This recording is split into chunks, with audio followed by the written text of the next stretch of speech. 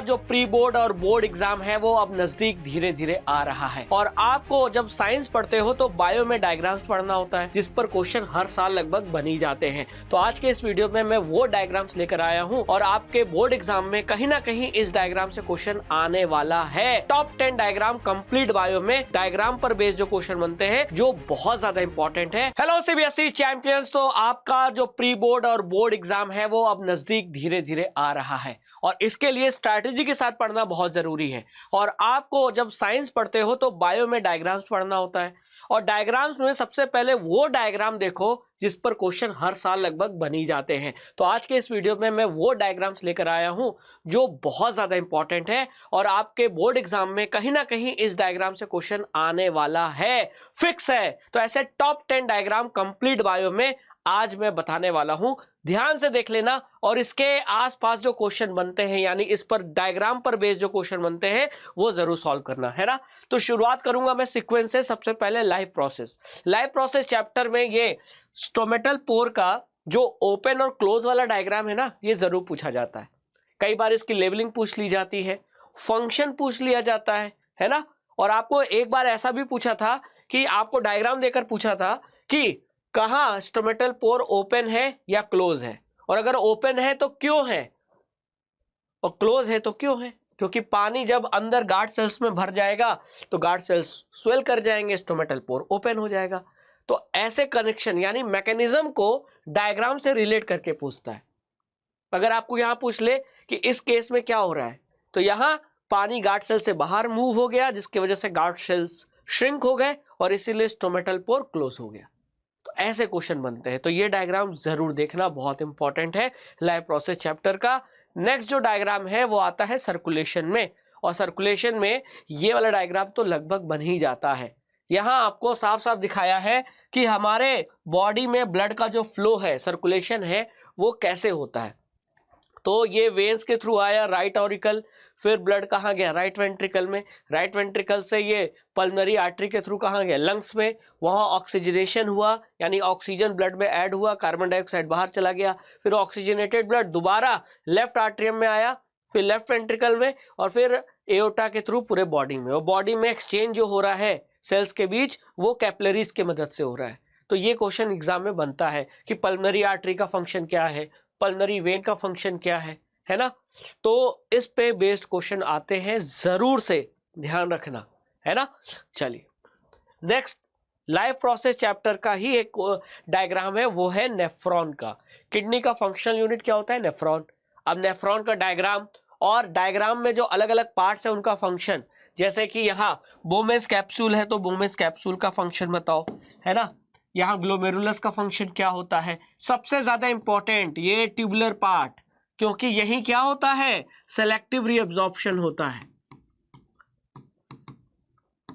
Done. तो इसको पढ़ना बहुत जरूरी है।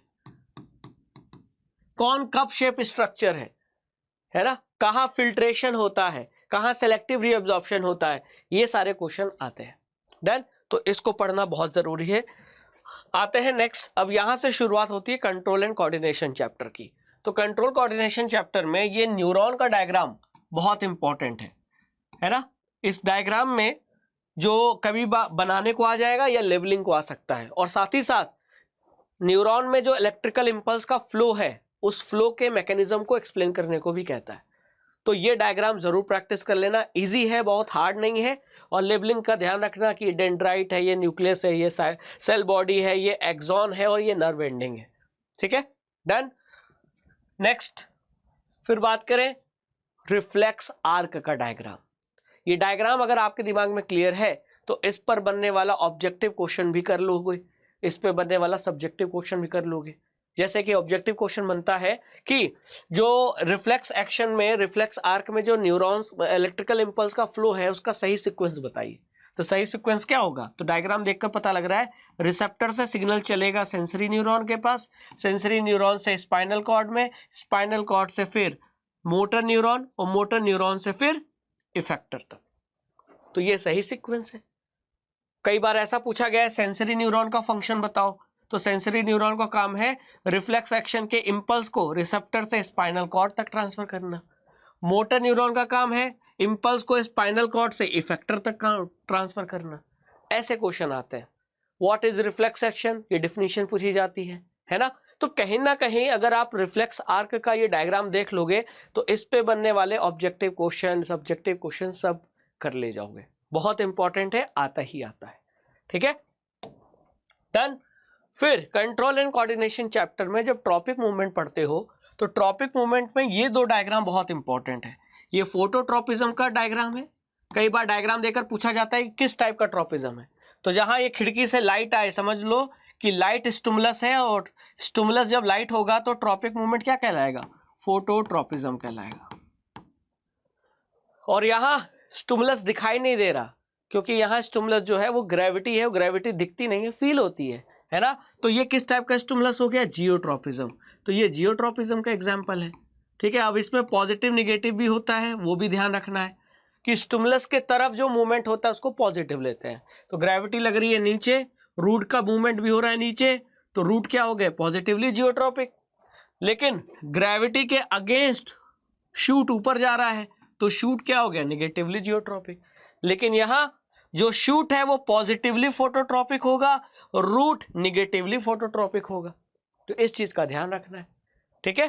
तो ये डायग्राम देकर भी क्वेश्चन बन सकता है। नेक्स्ट आता है how do organism reproduce chapter.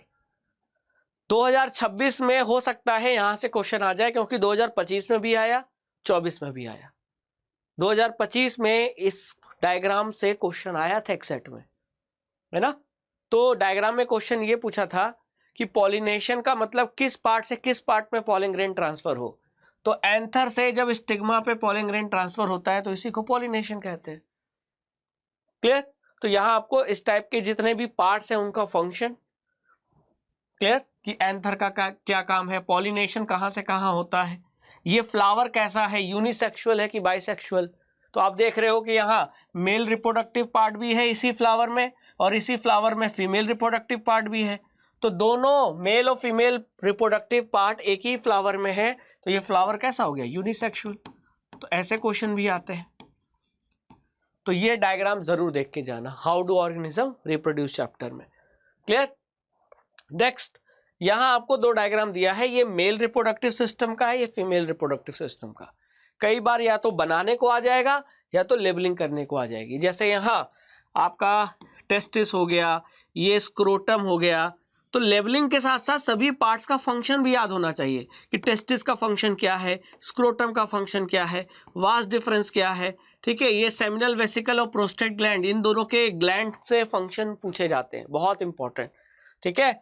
फिर यूरेथ्रा का फंक्शन क्या है, यूरेथ्रा सिंगल ओपनिंग है, कॉमन पैसेज है, किसका, यूरिन का भी स्पर्म का भी, ये एनसीईआरटी में लिखा हुआ है। तो यही कई बार पूछ लिया गया है, ठीक है। और वहीं अगर फीमेल रिप्रोडक्टिव सिस्टम में देखोगे तो यहाँ से स्टार्ट होता है यानी वेजाइना, वेजाइना के बाद यूटेरस, फिर ये दोनों फैलोपियन ट्यूब या ओविडक्ट, और ये हो गया ओवरी, जहाँ से एग रिलीज होता है, यानी एग बनता है और रिलीज होता है। सबका फंक्शन, ओवरी का फंक्शन, यूटेरस का फंक्शन, फैलोपियन ट्यूब का फंक्शन, फर्टिलाइजेशन कहाँ होता है, एम्ब्रियो का इम्प्लांटेशन कहाँ होता है ना। और फिर आप क्या कहते हैं, कॉपर टी कहाँ इम्प्लांट करते हैं, ये सारे क्वेश्चन। मेंस्ट्रुएशन में जो थिक लाइनिंग है वो किसकी ब्रेक होती है, ये सब चीजें एग्जाम में पूछी जाती हैं। और डायग्राम अगर आपका क्लियर है तो सब कर ले जाओगे। जैसे फर्टिलाइजेशन कहाँ होता है, site of fertilisation Fallopian tube है। ओवरी का काम है एग को रिलीज करना, यानी ओवुलेशन ओवरी में हो रहा है। यूटेरस का काम है implantation of embryo, embryo implant यही होता है। और मेंस्ट्रुएशन में यूटेरस की ही थिक लाइनिंग ब्रेक होकर ब्लड और म्यूकस के फॉर्म में वेजाइना से बाहर निकलती है, जिसे कहते हैं मेंस्ट्रुएशन प्यूबर्टी, क्या कहते हैं, पीरियड, है ना। तो ये डायग्राम बहुत इंपॉर्टेंट है। फिर आता है नेक्स्ट डायग्राम हेरिडिटी चैप्टर में। हेरिडिटी चैप्टर का ये डायग्राम जो कहलाता है सेक्स डिटर्मिनेशन, ये क्वेश्चन आता ही आता है कि इंसानों में जो सेक्स डिसाइड होता है वो कैसे डिसाइड होता है। तो इंसानों में सेक्स डिसाइड करने वाला जो क्रोमोसोम है वो 23rd पेयर क्रोमोसोम है, जो मेल में होता है XY और फीमेल में XX होता है। अब जब इससे स्पर्म बनेगा तो स्पर्म मेल में दो वैरायटी का स्पर्म बनेगा, या तो X क्रोमोसोम वाला या तो Y क्रोमोसोम वाला। लेकिन फीमेल में जो एग बनेगा तो एग केवल एक ही वैरायटी का बन सकता है, क्योंकि फीमेल में तो XX है, बनेगा तो एग में क्या होगा, X ही क्रोमोसोम होगा। अब अगर X स्पर्म X एग से फ्यूज कर जाए तो जो जाइगोट बनेगा वो XX हो जाएगा, तो जेंडर क्या हो जाएगा, फीमेल। और अगर Y क्रोमोसोम वाला X एग से फ्यूज कर जाए तो क्रोमोसोम जो हो जाएगा वो जाइगोट हो जाएगा वो XY, तो जेंडर हो जाएगा मेल। यानी मेल और फीमेल के चांसेस, लड़का हो या लड़की, इसके चांसेस क्या है, 50-50% है ना। ये क्वेश्चन आता है, ठीक है। और जेंडर कौन डिसाइड कर रहा है, ये भी क्वेश्चन आता है। तो यहां डायग्राम में साफ साफ देखो, फादर डिसाइड द जेंडर, क्योंकि फादर ही दो वैरायटी का स्पर्म पैदा कर रहा है। तो जो मेल और फीमेल का डिसीजन है वो स्पर्म ले रहा है और स्पर्म फादर प्रोड्यूस करेगा। तो यानी जो माँ बाप में है ना, माँ बाप में फादर बच्चे का जेंडर डिसाइड करते हैं, मदर जेंडर डिसाइड नहीं करती। और अगर आपसे पूछे कि इसको डायग्राम के थ्रू बताओ तो आपको यही डायग्राम बनाना पड़ेगा। अगर ये पूछे कि लड़का लड़की के पैदा होने की कितनी प्रोबेबिलिटी है तो आंसर है 50-50%। क्यों, तो डायग्राम बनाकर दिखा देना, ठीक है। तो ये डायग्राम बहुत इंपॉर्टेंट है, प्रैक्टिस कर लो। और फिर आता है आवर एनवायरनमेंट चैप्टर में ये फूड चेन का डायग्राम और इकोसिस्टम के फूड चेन में जो एनर्जी का फ्लो है उसका डायग्राम। दोनों में से कोई एक डायग्राम तो आएगा ही आएगा, इस पर क्वेश्चन तो बनता ही है। ये फॉरेस्ट इकोसिस्टम का फूड चेन है जहां 3 ट्रॉफिक लेवल है, ट्री, डियर और टाइगर। ये ग्रासलैंड इकोसिस्टम का फूड चेन है जहां 5 ट्रॉफिक लेवल है, grass, locust, frog, snake, hop. और ये पॉन्ड या कह लो एक्वेटिक इकोसिस्टम का फूड चेन है। तो कई बार डायरेक्ट बोलता है कि पॉन्ड इकोसिस्टम का फूड चेन बनाओ, तो आपको ये वाला फूड चेन बनाना पड़ेगा। फॉरेस्ट इकोसिस्टम का फूड चेन बनाओ तो ये वाला फूड चेन बनाना पड़ेगा, ठीक है, क्लियर। और इसमें वही 10% एनर्जी वाला क्वेश्चन आता है कि एक ट्रॉफिक लेवल से दूसरे ट्रॉफिक लेवल तक कितनी एनर्जी ट्रांसफर होती है, 10% एनर्जी ट्रांसफर होती है। तो वो भी इस पे क्वेश्चन आते हैं, है ना। और सनलाइट का केवल 1% ही यूज कर पाते हैं कौन, प्लांट्स। क्या करने के लिए, खाना बनाने के लिए, यानी फोटोसिंथेसिस के लिए। तो प्लांट्स के पास सनलाइट का 1% पहुंचता है, लेकिन प्लांट्स के बाद जो अगले ट्रॉफिक लेवल, यानी प्लांट्स के बाद अगला ट्रॉफिक लेवल, फिर उसका अगला ट्रॉफिक लेवल, तो यहाँ 10% ट्रांसफर होता है। तो ये बात याद रखना आपको, ठीक है। तो ये डायग्राम से दिख जाएगा। और अगर आपसे कह दिया जाए कि फूड चेन में एनर्जी का जो फ्लो है वो कैसा होता है, यूनिडायरेक्शनल, बाई डायरेक्शनल की मल्टी डायरेक्शनल, तो ये एरो क्या बता रहा है, एनर्जी का फ्लो ही तो बता रहा है। तो ये एनर्जी का फ्लो क्या है, यूनिडायरेक्शनल है। तो ये डायग्राम बनाकर दिखाना होगा, तो ये वाला डायग्राम बना देना, ठीक है, डन। तो इस टाइप के क्वेश्चन आते हैं। आई होप कि आपको समझ में आ गया होगा कि पूरे बायोलॉजी में अगर हम ये डायग्राम्स करके जाएं तो हमारे क्वेश्चन जरूर फंसेंगे डायग्राम वाले, ठीक है। तो ये डायग्राम्स, इनकी लेबलिंग और इनके आसपास की जो थ्योरी है वो जरूर पढ़ के जाइएगा, तभी आपसे क्वेश्चन बनेगा, ठीक है।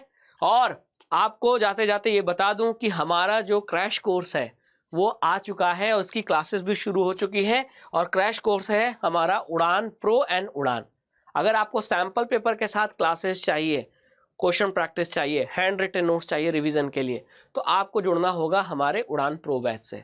अगर आपको सब्जेक्ट के सैंपल पेपर नहीं चाहिए तो आप उड़ान बैच ले सकते हो। और दोनों बैच की लिंक आपको हमारे चैनल के किसी भी वीडियो के डिस्क्रिप्शन में मिल जाएगी। जैसे मान लीजिए आपने ये लेक्चर हमारा लाइव सेशन में ऑन किया, तो इसके डिस्क्रिप्शन में जाएंगे तो देखो उड़ान प्रो बैच का लिंक है, उड़ान बैच का भी लिंक है। लिंक पे क्लिक करना है, बाय नाउ पे जाते समय आपको कोड अप्लाई करना है रघु K10। और जैसे ही आप रघु K10 कोड अप्लाई करेंगे तो आपको ये बैच मिल जाएगा 999 में। तो अभी भी लेट नहीं हुआ है। अगर आप चाहते हैं कि क्रैश कोर्स में मैं टाइम पर सिलेबस खत्म करके जोरदार सैंपल पेपर लगा के बोर्ड एग्जाम में टॉप कर जाऊं, तो ये बैच आपके लिए है। अभी जाइए, एनरोल कीजिए और अपनी तैयारी शुरू कीजिए। और आई होप कि आपको इस वीडियो से काफ़ी मदद मिली होगी कि ये समझने में कि कौन कौन से डायग्राम मुझे डेफिनेटली बोर्ड एग्जाम के लिए पढ़ के जाने हैं। तो thank you so much. Like, share और कमेंट जरूर कीजिएगा वीडियो पसंद आए तो।